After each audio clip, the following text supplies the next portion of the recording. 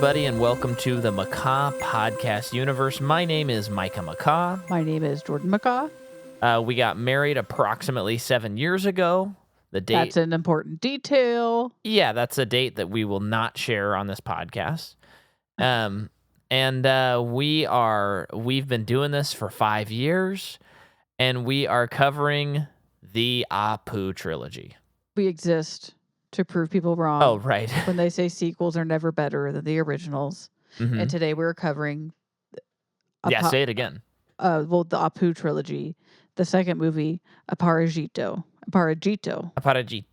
See, I did it again. I said before Why we started. Why are you trying to do with an accent? I don't know. It just sometimes it's when a word's not in English, it's you try to say it how they'd say it. But my brain is trying to is immediately just turning it into an Italian, and I'm going Aparajito, which doesn't make any sense.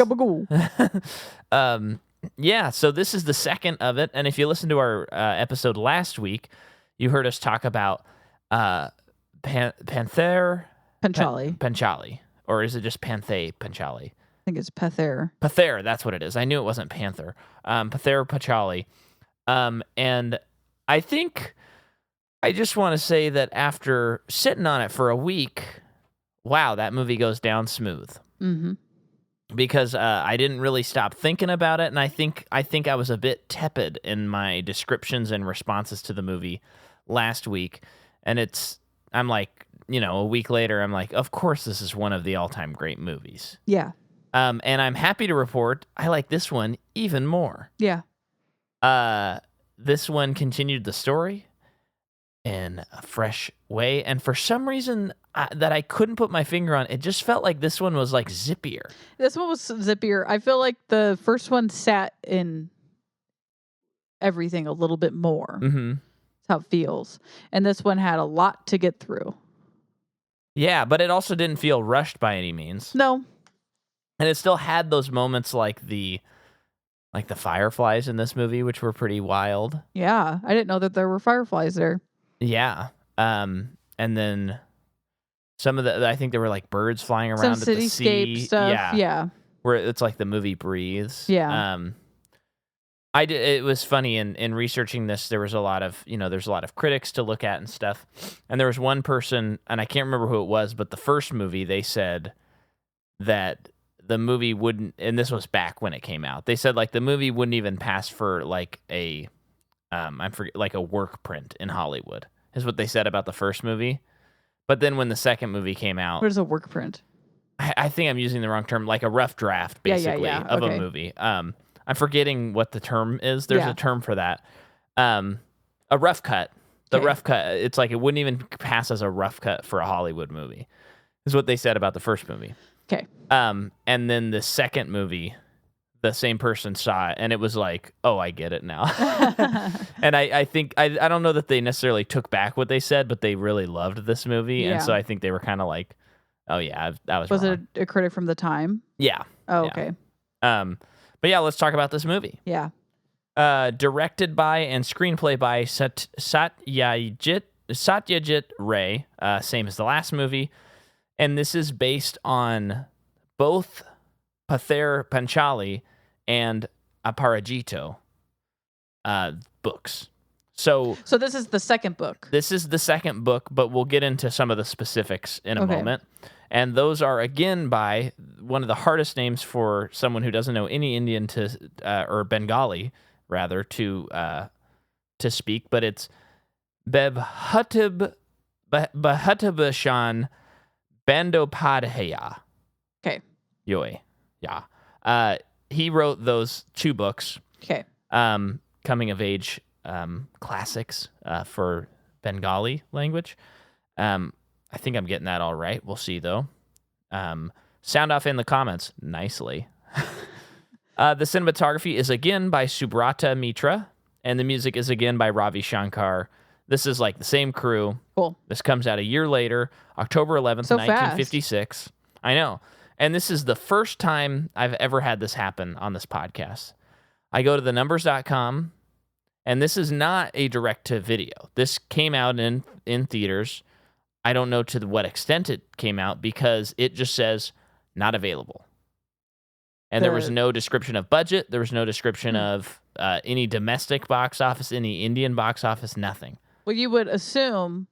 So this came out a year later, and the first one took like 3 years to make. I think actually maybe a bit more, but yeah. But like this had more money, and I'm assuming a much smoother production. Yeah. Maybe because they just had more money.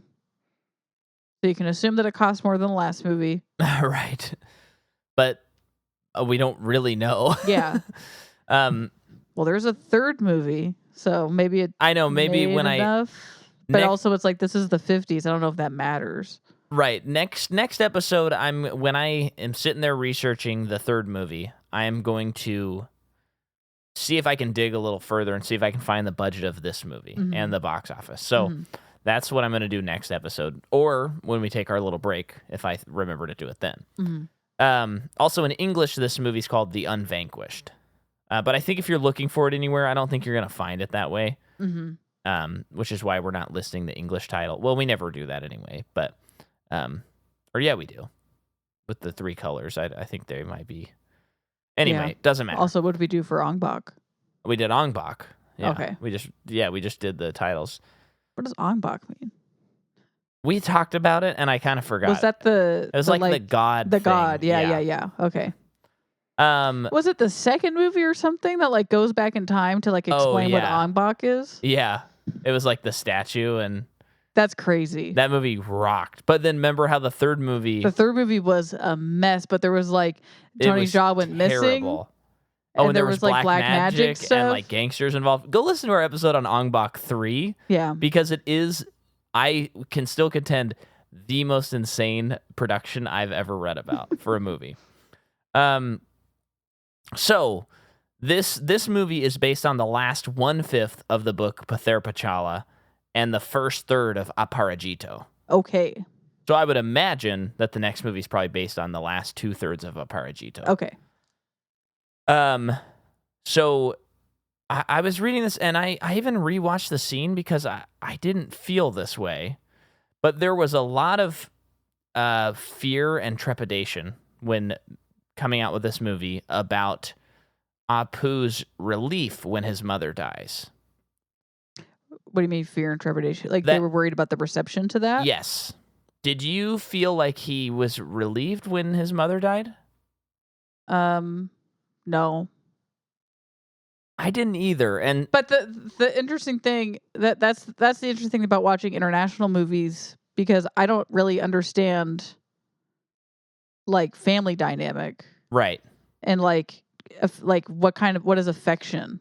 Right. Because I was noticing in this movie, but also it's like how much of that is the character though. But like in both of these movies, like none of the families like very affectionate towards each other. Right. They're more of like doing acts for each other, like serving each other. More than anything, it's the mom serving everyone else. But like, you do things for the other people in your family because that's what they're supposed, like, that's what you do. But like, whenever he came home from school, which he had been away for a long time, they never embraced.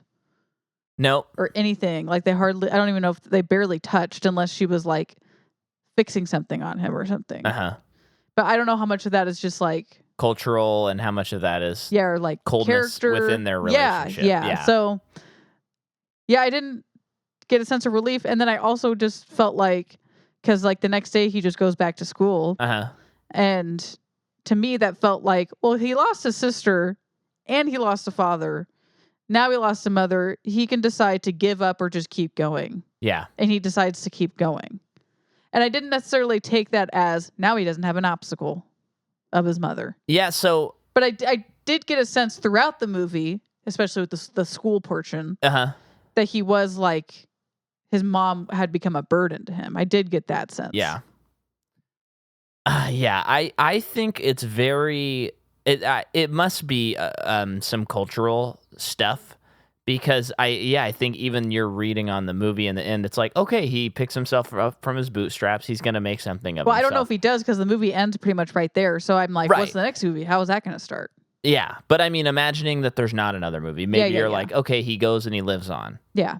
And I think maybe when his uncle is telling him about basically like the rites of burial, and he's like, I'll just do it later, or like praying for her, or whatever it is. He'll do that when he gets back to the city. I think maybe I'm guessing, and I don't know, so I'm not trying to be disrespectful in any way, but I'm getting the impression that what he did by being like, I'll just do it later, is like not sacrilege. Okay. Yeah.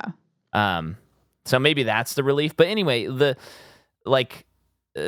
director's wife was like, "Ooh, are you sure about this? No. Like, are you sure you want this movie to go there?" And he was like, "Yeah, we'll just see what the reception is. Let's just kind of go for it." Wow, that's fascinating. Right. And I will say, this movie was not well received locally. Okay. Why?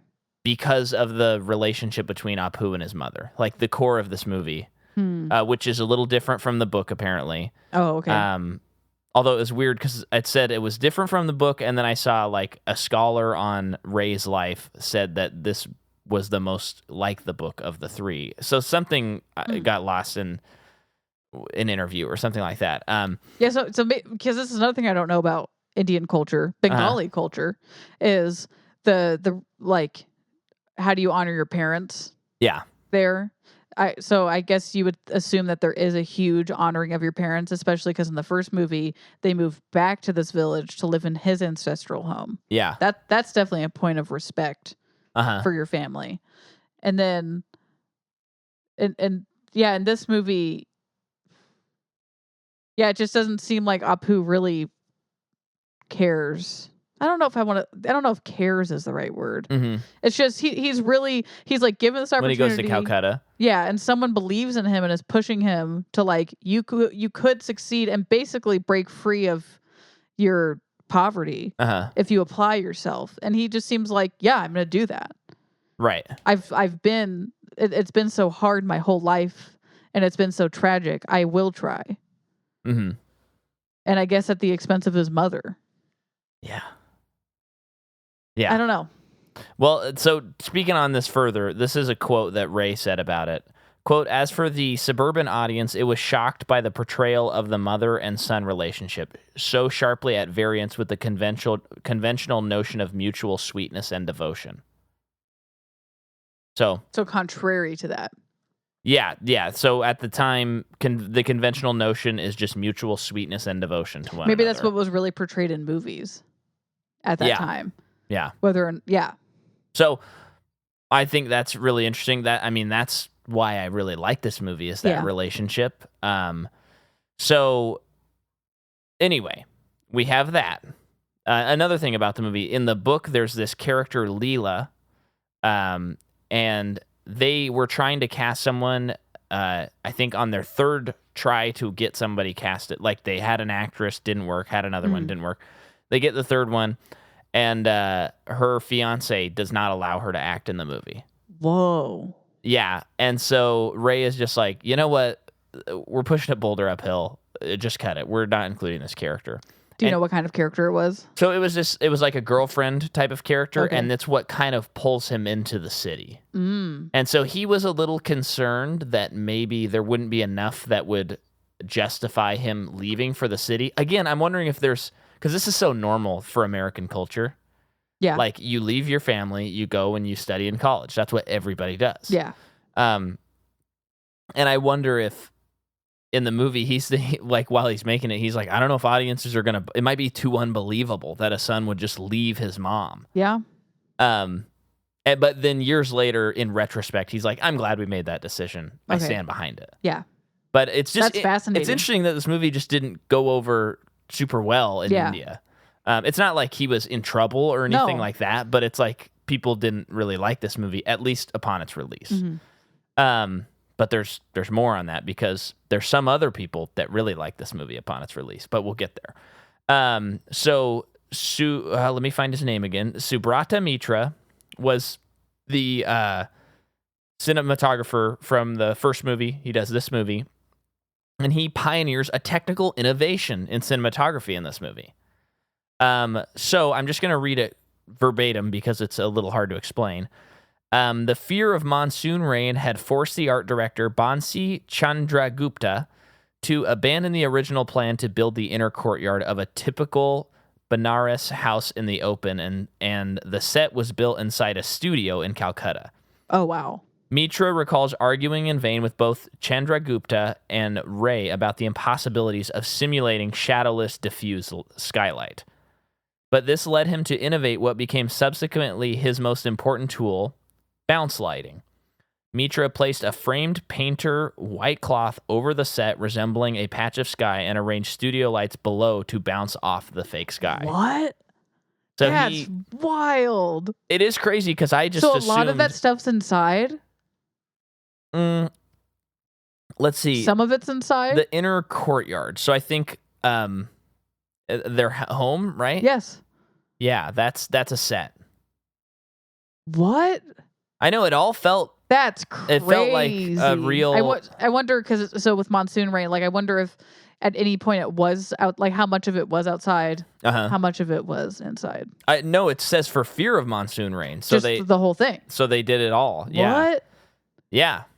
That is crazy. Yeah, that's pretty cool. Yeah. And it's just crazy. Again, just so people remember, his first cinematography credit is the last movie. This is movie number 2 for him. Yeah, unless he did something in between. I don't think he did, though. Well, I remember, and I know I feel like I bring it up way too often, but it was just so interesting to read about. Reading about Roger Deakins, who did 1917. Yeah. He said that, I think it was him, like the most fun thing and challenge as a cinematographer is like inventing something new, inventing a new way to shoot something. Yeah. And in that movie, it was those like rockets. Yeah. The way the lights were, it was like they invented it to capture it exactly how they wanted to capture it. Yeah, that's so crazy. Yeah, because I remember when we were getting close to the Oscars, you were reading that because they were including that in their like push to win special effects. Yes. Which is like, no, it's not. We're not just talking about computers. We made these special fireworks, and it's like, oh yeah, I guess that is a special effect. Right. That kind of like expanded my brain of what that means. So here is something. Here's some reception stuff outside of India. Okay. Outside of India, this was a huge thumbs up immediately. Wow. At the Venice Film Festival, this won the Gold Lion and the Critic Award, and was the first movie to win both. Whoa! So right away, people are like, yeah. And I also read that one of the judges, like, and I guess you're not supposed to do this or something, like, after the screening was like, that movie was incredible, like, to like they're supposed to keep it close to the vest because... But the person just, like, broke the rule and told them. Then we have this, which I loved. Roger Ebert has this quote about the movie. The relationship between Apu and his mother observes truths that must exist in all cultures. How the parent makes sacrifices for years only to see the child turn aside and move thoughtlessly away until adulthood. Don't say that that's a universal truth. We have a baby. I know. It is about a time, place, and culture far removed from our own, and yet it connects directly and deeply with our human feelings. It is like a prayer, affirming that this is what the cinema can be, no matter how far in our cynicism we may stray. Shoot. Yeah. That guy's good at his... He was good at his job. I know. I love reading his stuff. Then I have this, which is a fun thing. Akira Kurosawa, who, of course, we all know and love, that same year at the Venice Film Festival, he brought his movie Throne of Blood, which is a classic. I've not seen that one, but it, of course, I always forget his name, but it has the actor. That's the guy. Yeah, that's in all his stuff. That's the man with no name, basically. The coolest actor to ever live. I'll look him up. Yes. The actor's name is Toshiro Mifune. Mifune. Great. Anyway, Throne of Blood, and it lost to Ray's film, as we know.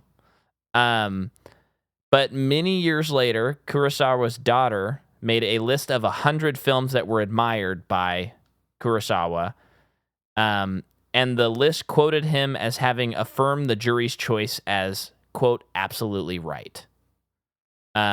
though he misidentified the winning film as Pather Panchali. But it was the other one.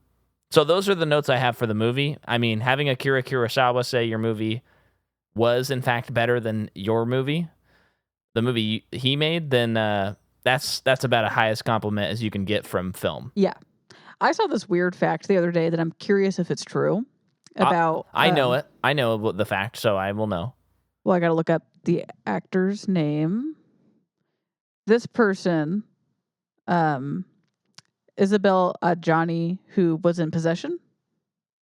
Oh, yeah. Which, is that movie had a resurgence in the last couple of years because everyone talks about it lately. Yeah, so I know about this because they mentioned it on Blank Check. Okay. So I heard about it because I saw on Letterboxd they just posted like top 20 rated horror movies, and I looked and I was like, oh, we should watch these that we haven't seen.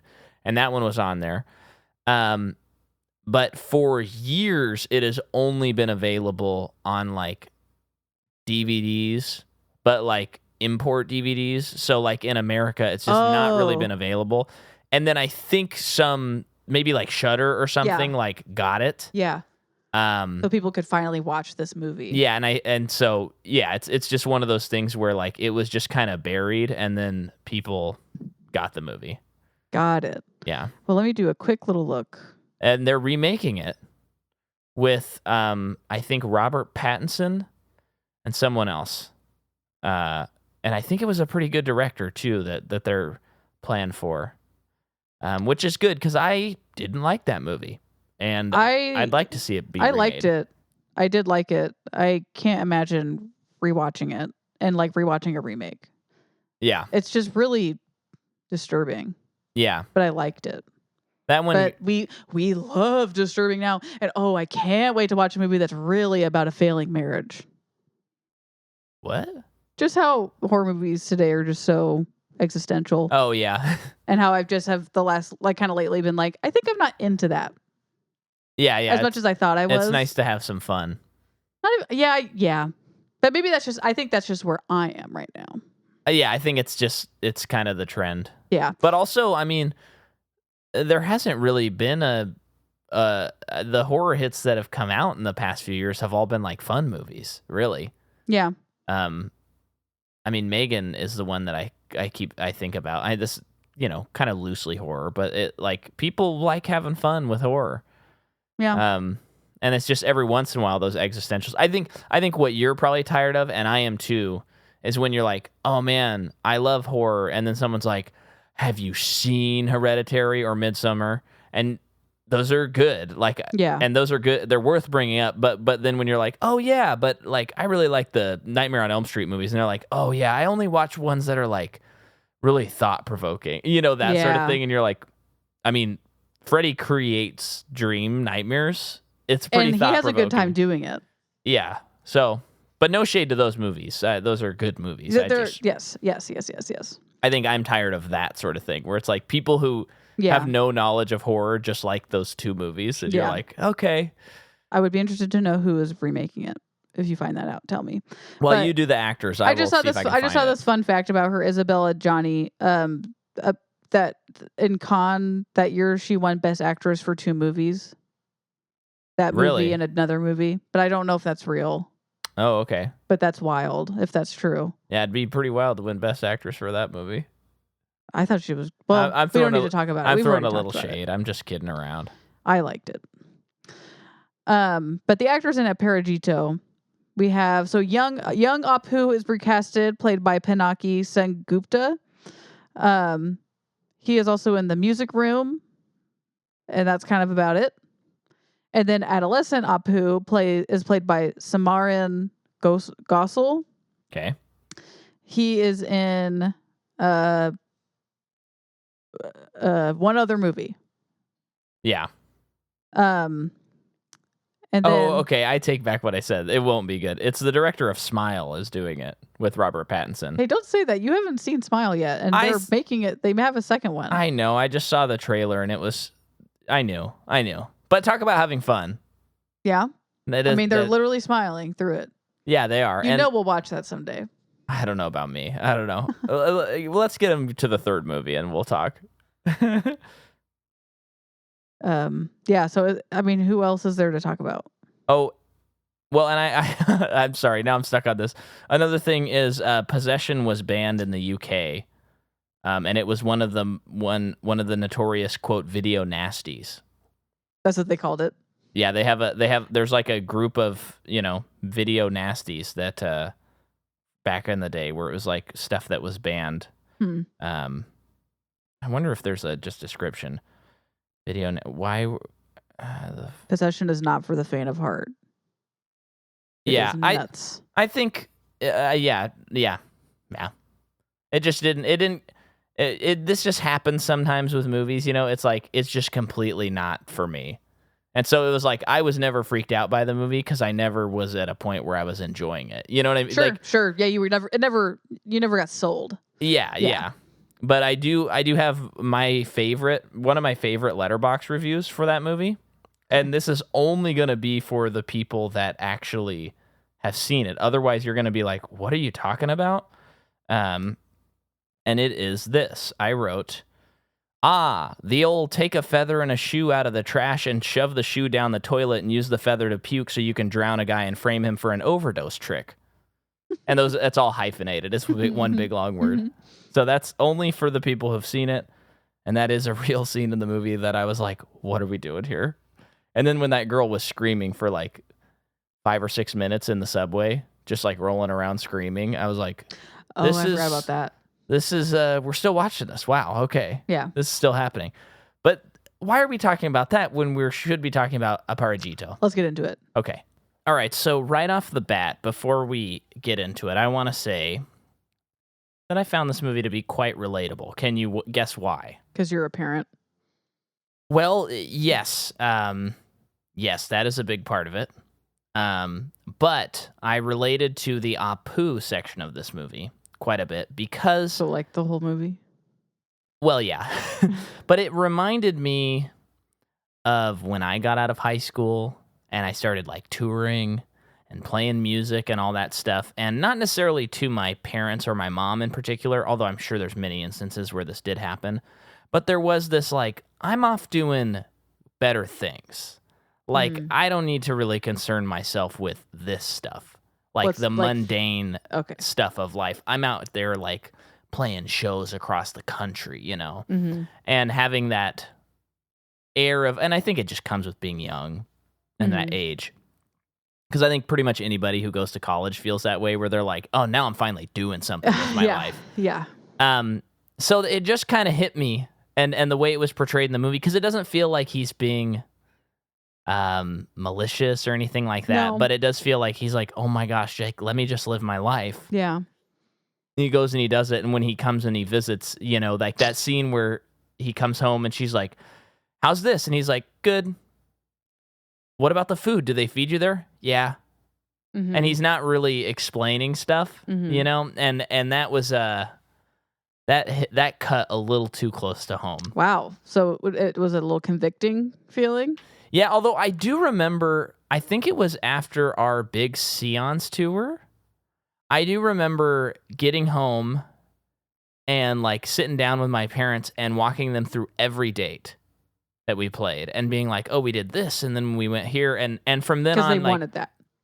I knew that they wanted it, and I was excited to share it, and so like, I remember there being a point where it quit being like, funny enough, I think it was when we started doing bigger tours with bands. Like, I'd come home and I'd be like, okay, this is everything that happened. And it'd be like at dinner, I'd just tell them like everything and how exciting it was. So I think there was a conscious flip where it's like, wait, I like sharing this stuff and they like to hear what I did. Yeah. So I'll just tell them as much detail as possible. But I think when I first started playing like weekend shows out, or we'd play like a bigger show, it'd be like, how was it? Yeah, it was good. We were awesome. It was so fun. And that's it, And maybe like if my dad's listening, although I don't think so, because he only watches or listens to the ones he watches, and I don't think he'll be watching these. Maybe not enough Clint Eastwood in him. Maybe he would be like, no, you were always like that. But I have definitely felt that before, where you're like, or like that false humility too, where you're like, I don't want to like talk it up. It's whatever. Like, everything going on here is just as exciting as this stuff I'm doing out there, Yeah. which can also feel false. So Yeah. that like really resonated with me. That's interesting. And that scene in particular, I found to be like, ooh, Wow. ouch. Wow. Interesting. I didn't know that. And I think sometimes, as I've gotten older, I think it's become a bit of a not false humility, but I'm just like so concerned that people are going to be like, oh, brother Micah, that just people in general might be like, oh, how was that tour or how was that show? And it's like, yeah, it was good. We played really well. Yeah. And it's like, I don't know, give some like, don't be ashamed of what you're doing, Yeah. or don't be afraid to answer someone's question thoroughly. Yeah. It's their problem if they don't like that you answered it thoroughly. You know what I mean? Yeah. So, I'm learning that a lot about myself lately. Mm. What about you? Did anything strike you as particularly resonant? I don't know. We'd have to maybe just talk through the movie to know. Yeah. I just came in loaded. I know. Loaded like a naked gun. Ew. Naked gun. Jordan saw it for the first time this week. Yeah. And she laughed the whole movie. I did laugh the whole movie and saw probably the funniest gag I've ever seen in a movie. Yeah. So, the movie begins, and we're at the Ganges River. It already feels different, and it feels like we're in a bigger place. We're in an urban area. Yeah. People are bathing. The steps are crazy steep. Yeah. All the sets were all awesome, especially one that apparently was done indoors, but it was outdoors. Okay. Everything looked so great.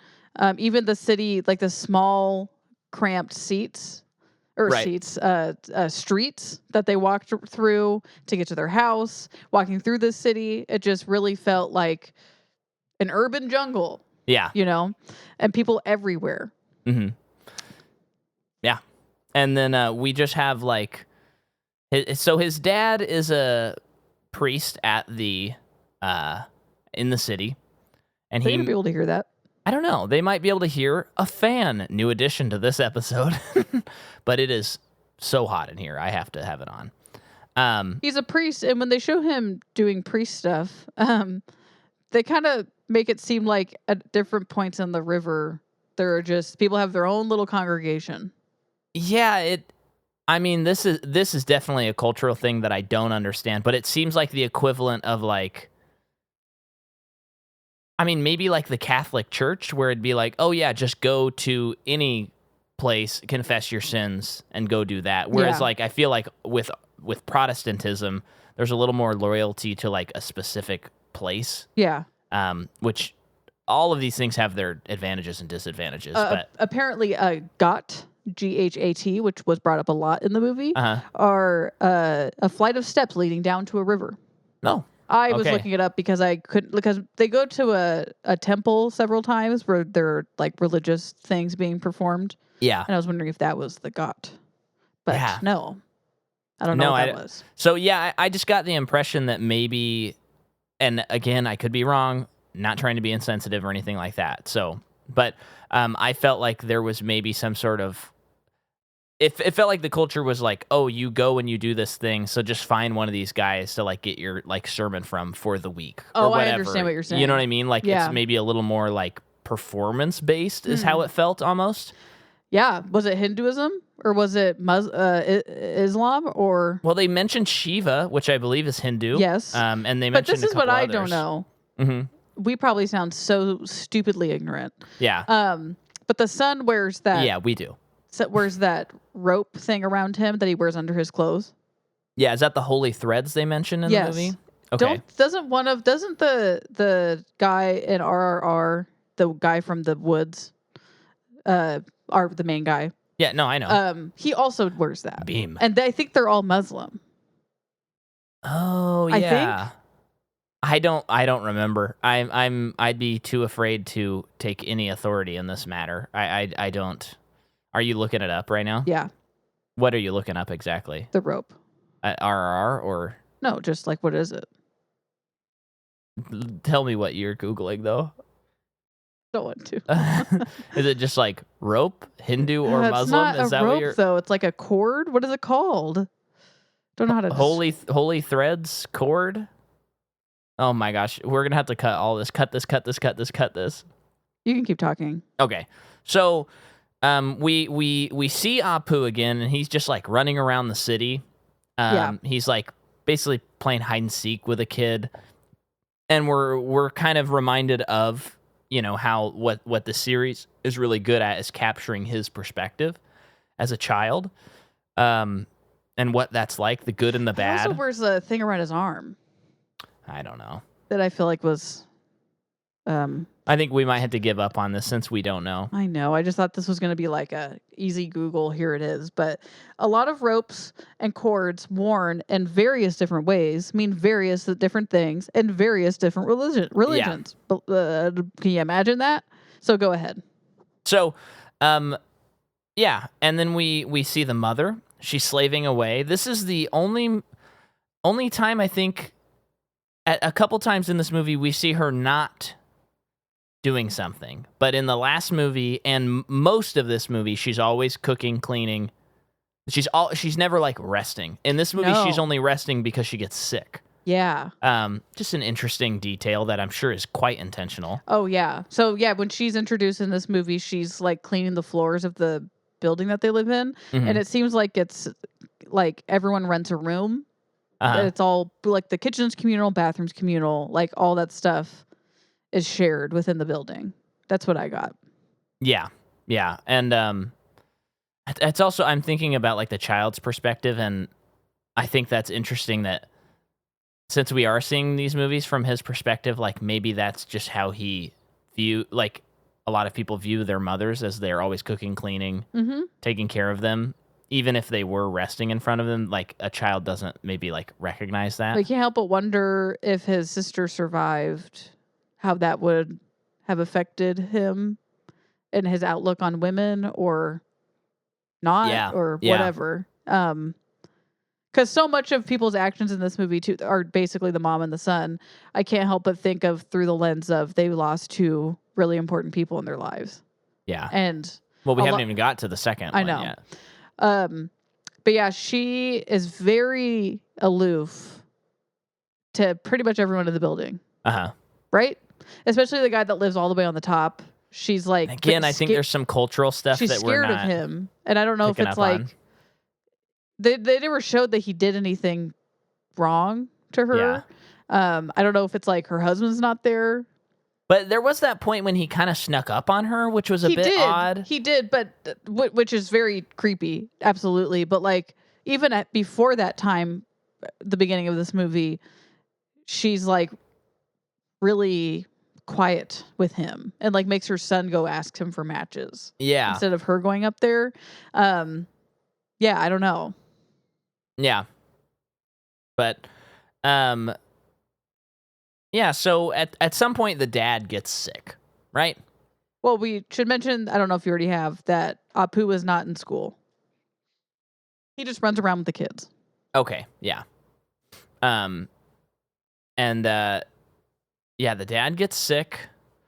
And we were kind of like, oh no. Yeah. But then he kind of recovers. Yeah. And we go, oh yeah. And then he doesn't recover. Yeah. Really hard, he doesn't recover. He dies. Really hard. His death scene was kind of crazy. Yeah, remind me. Oh, he falls down at the stairs. Oh, like once crazy. He gets up from the stairs and he gets dragged home. Yeah, and then he wakes up asking for water from the river, and the mom sends Apu out to go to the Ganges to get that water. And he brings it back. The father drinks it and then like immediately dies.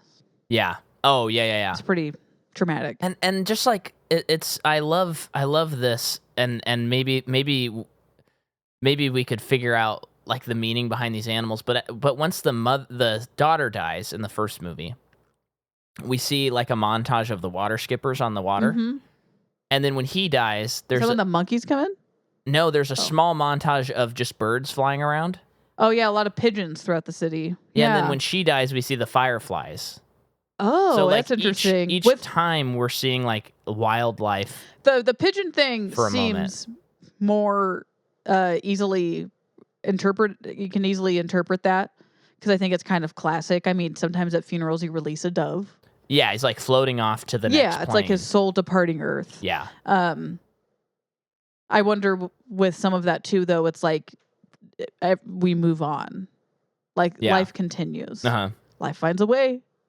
The Doesn't water it? skippers, the fun of a child, water and those little bugs as they skip around. The rest, and then maybe fireflies. Her life is literally blinking out and flashing away, and she'll just be another firefly. Wow. Just off the cuff here. Okay. I'm just going off the cuff, guys. So he was their only source of income. So the mom is forced to work. And Apu plucks guys' heads for money, which I didn't understand that at all. He was doing it all. The guy was like asleep too. Yeah, and then at one point he gives him money, and he does it in a way that's like, it felt like when you're in a bigger city and someone tries to wash your window, and you're like, stop, no, I don't want to pay you, like, don't wash my window, and they're like, come on, let me wash your window. I wonder if he was just like a servant boy, or something for this guy. But I don't know. It to me really had a ring of like he started doing that when the guy's asleep, and then he wakes up and he's like, well, I have to pay him. He was plucking my hair. I don't think that's it. That's so weird. That's so weird. I think it was that. I feel like he was. I don't know. I have no idea. We did not mention though that at one point the mom goes to the little well thing in the apartment, and there's a monkey there. Yeah, and it kind of she tries batting it away, and it just fights back. Oh my gosh, it was so freaky. And you're like the actor is there. Like this is the same shot. If that monkey is trained. But later on, when he goes to the temple and there's all those monkeys there, I was like, there's no way those monkeys are trained. Yeah. But that one might not even have been trained either. It might have just like lured a monkey over here. Yeah. For her to do something with. I have heard. Although it was in that studio. So that probably was a trained monkey. Not that. That isn't the well part of that? Well, we're talking about the beginning of the movie. That building was inside. I think it was. Because you made it sound like later on that is inside. Which part later on? The place that they end up living at. Oh, maybe it's that. There's an it's outside probably that. Courtyard. It's probably that. And this one is not outside. Okay. Either way, it's crazy. Either one. Take your pick. But the one that's supposed to be outside is probably crazier, though. I have been told that in India, because monkeys are so common, that you do not look them in the eye. Yeah.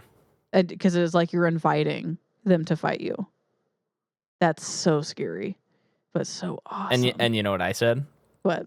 Remember in the movie, I said, yeah, I'm a little freaked out by these, like monkeys, and you said, oh, because like they can like bite your finger off or something like that, and I said, no, I know what they're capable of when they get a virus. Even though those are really primates, and these are monkeys, and they're not. No, those are simians. These are primates. That's it. Yeah. Folks, I did rewatch Rise of the Planet of the Apes. Even better the second time. You looked at me like, stop talking about this. But yeah, he feeds monkeys, which is fun. Mm-hmm. To see all those sweet little monkeys. And then they decide they need to leave the city. So she is given the choice. She has a great uncle who is moving back home to Benares, I think is what it is, outside of like 3 hours away or something. And he's inviting her and her son to come live with him. Mm-hmm. Or her employer is moving somewhere else outside of the city and would like her to come work for them. So she's invited there. And she's trying to decide what to do. She ends up going with her uncle. And part of that is Apu will be trained as a priest. Yeah. Just like his father.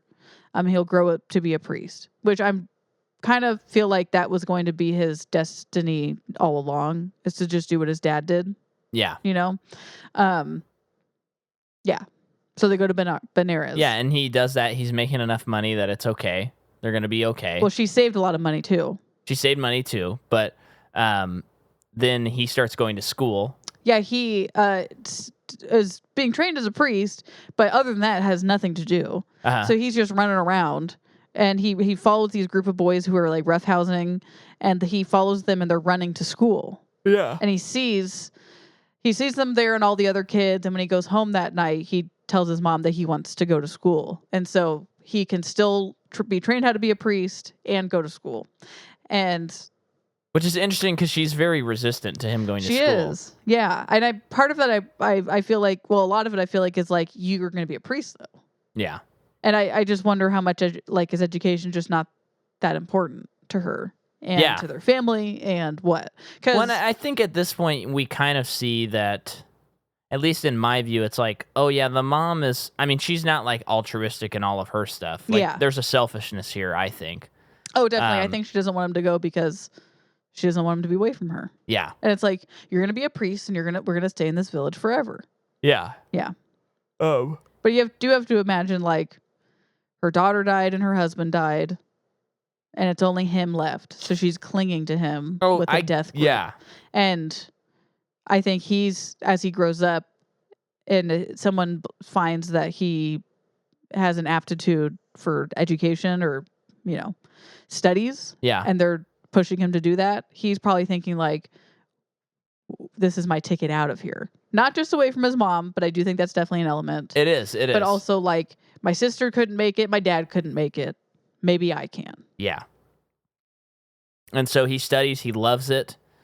There's that funny little scene where he's like, Africa, and like runs outside. Yeah, the teacher gives him a bunch of books. Like, if you're going to be smart, like I think you can be, you need to read books other than textbooks. So here's a book on inventors. Here's a book on the world. Here's a book on the stars. Like, just all these different things. And there's a fun little montage of him learning about that stuff and telling his mom about it. Yeah. So excited to tell his mom about what he's learning. He dresses up from some African tribe and is playing around. Yeah. And then we skip forward and he's like an adult. Well, like he's a teenager. I bet he's like 16. Yeah. And so you're like, wow. Jordan was flabbergasted by that. She didn't know we were going there with this. No.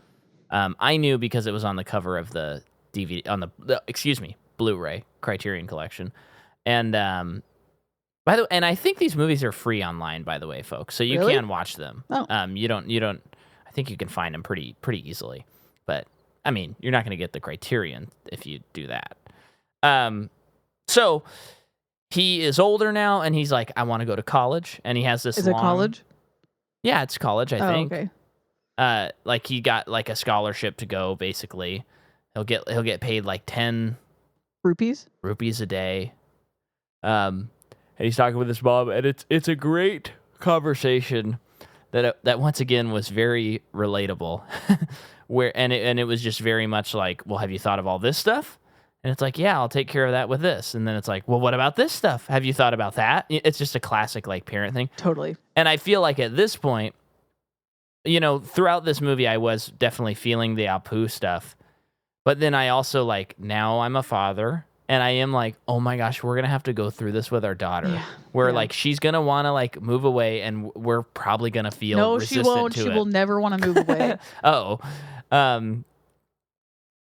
yeah, they get into a fight about all of this. She doesn't want him to go. And then it basically ends in her showing him all the money that she saved. Yeah. And saying, like, we can make this happen for you. Yeah. And then what happens next, again, this got me thinking about parenting, is, he's going to, and we can get into some more details, but loosely, he's going to go to college and, like, basically kind of forget to, like, keep in touch with his mom and not visit as much as he should and not write as much as he should. And I just thought, like, and maybe some other cultures feel differently, but certainly in my experience and what I'm witnessing as a parent now and stuff, it's like, mom's got it so tough. Yeah. And I think in a lot of family situations, I will not say this blanket statement, but in a lot of family situations, the moms have it like way tougher than the dad. And I don't even mean just the childbirth, but I'm thinking about like, like if you breastfed the child and they came out of you and then all of this stuff, and then one day they're like, yeah, I want to just go to college and like, I'll see you later, and I'm not going to really keep in touch with you. The dad might be able to deal with that a little bit better than the person who it was a part of their body for like a large portion of time and was like attached to them. So it's just like absolutely heartbreaking. And I'll never know that feeling to that extent. But my goodness, give your moms a call after listening to this episode and just see how they're doing. Mm-hmm. Holy cow. Mm-hmm. Yeah. So that really stuck out to me. Yeah. Because it's almost like there's part of me that's like, oh, brother, this mom's so annoying. And then I'm like, she's always been there. Yeah. And then he's not even going to like write her regularly. Yeah. So she doesn't have friends. It's crazy. Yeah. And she basically dies of a broken heart. It's a little bit of where the bread fern grows, this movie. Yeah. Oh, with the dog that yeah. Yeah. I mean, I really think that that's why she died. Like, yeah. I'm sure that she stopped taking care of herself. Yeah. And died. Yeah. That's so sad.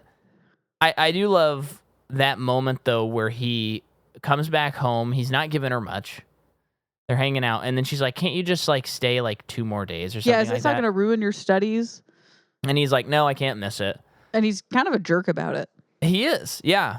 And then he goes to the train station, and then the train's coming. He would have made it on time, because she also didn't wake him up in time. Yeah. Which is a little like, ooh, we're getting into creepy territory here. And then he comes back home, and she's like, what about the train? And he lies and says, I missed it. Yeah. Which is very sweet. That moment was very sweet. It's like the last sweet moment they get together. Yeah, it is. And then he just goes to sleep, which is kind of like... Well, that's the funny thing, where it's like, he just sets his stuff down, closes his eyes, and goes to sleep. And she's like, do you want food? And he's like, not right now. So it's like, you're like, what the heck, dude? To continue whatever their old routine is. It's not to like necessarily downplay the nice thing that he did for her, but it's like, you're doing that, then you're going to kind of act like a dick. Yeah. To your mom. You can't like, let's go take a walk. Yeah. I don't know. I don't know. Yeah. But it's also I'm sure like for him, he's like, I did such a great thing. Well, and it's also like, it's sweet because it's like neither one of them are like they both won like the argument, I guess. Yeah. Like, it's kind of sweet that he doesn't say like, I turned back around. But of course, maybe it'd be sweeter if he did say that. I don't know. I guess it is kind of just mean. No, I wouldn't can totally say it's mean. I want you on record to say it's totally mean. I think it is, like, his heart is in the right place. Yeah. About it. But yeah. I mean, when we're seeing him at school, so he's like working at the printing press as well, where he lives, as well as goes to school, and he's exhausted, barely can. That's how I feel like. Yeah, he wasn't writing enough, but I was thinking like, when does he have time? He doesn't really have time to write her, and so in a way, it's like maybe her expectations a little too high for that. But then it's also like she had a husband that left him for like 5 months, and her daughter died during that time. Yeah, it's like find the time, dude. I get why she's so freaking out and like depressed about it. I saw David Ehrlich's review. I gotta find it while you're talking. There are times when he falls asleep in class one time and is kicked out of class as well as his friend, and he's like crying about it, and his friend's like, "Oh, come on, it's no big deal." Yeah. And then as they have a little bit more conversations, like, so that conversation later, they're at the docks watching ships come and go, and his friend's talking about how he can't wait to travel. That's what he wants to do, is get out of here. And he asks Apu if he would want to, and he's like, no, my mom would never let me. Yeah. Like, she wouldn't let me leave her. And then later on, when they're hanging out by a tree, he says something, his friend says something about, asks him a question about something with his mom, or like, are you going home for this festival or whatever, with the 2 days off? And he's like, no, I made up some excuse for my mom. Basically, it's like he blew his mom off. Yeah. So, and then she dies. Yeah.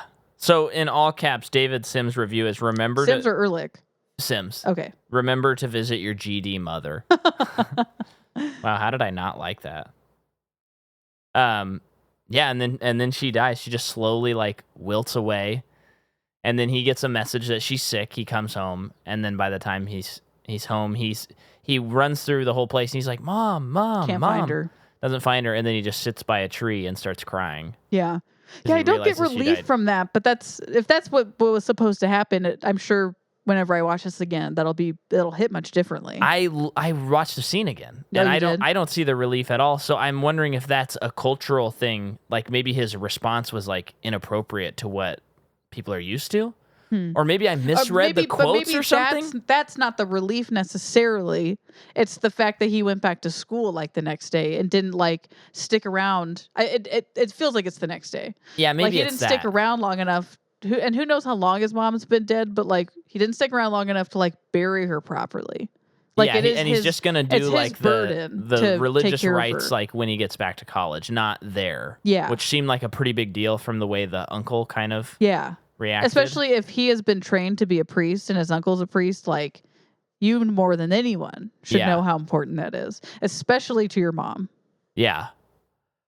So, but I never would have picked up on that had I not read those quotes about it. Yeah, I'm glad that they didn't end up having that other character Leela? in here. I mean, I know it just would have been an added layer of interesting, but there's so much to go through, so much to like the mother and son relationship's enough. Yeah, for this movie. Yeah, I mean it's really excellent, and I mean we're on our way to another wonderful international trilogy that we've covered. Yeah. Yeah, really great. Would recommend. Yeah. Do you have anything more? We kind of blew through it quickly, but I mean, I feel like we actually covered it pretty thoroughly. Yeah. Yeah. Yeah. This is great. I love it. Let me take a peek at the calendar, and why don't you tell people what the name of the next Apu movie is? That's funny. I know in English it's called The World of Apu. So he's now in the world. So I know you are listening to this, folks, and it's July 26th, and you're like, oh, awesome. Next week, we get Deadpool and Wolverine because that came out today, and you guys are going back to the X-Men well. Guess what? You're wrong. We're going to finish the trilogy before we cover Deadpool, Wolverine. And there's a couple of reasons why we're doing it. The main one is I don't want to see the movie. The second one is I think it would be really weird to cover this beautiful series and then be like, let's talk about farts and poop and stuff like that, and then go back to the world of Apu. So we're going to get through all our prestige first, and then we'll get to like penis jokes and stuff like that. Yeah, I wonder if he knows he's in a movie on this one. Okay, so thank you for listening. Go to Patreon to listen to our episode on Top Gun. And next week, the world of Apu. Jojo? Yeah, great. All right. Thanks for listening. All right, thanks for listening. Bye-bye.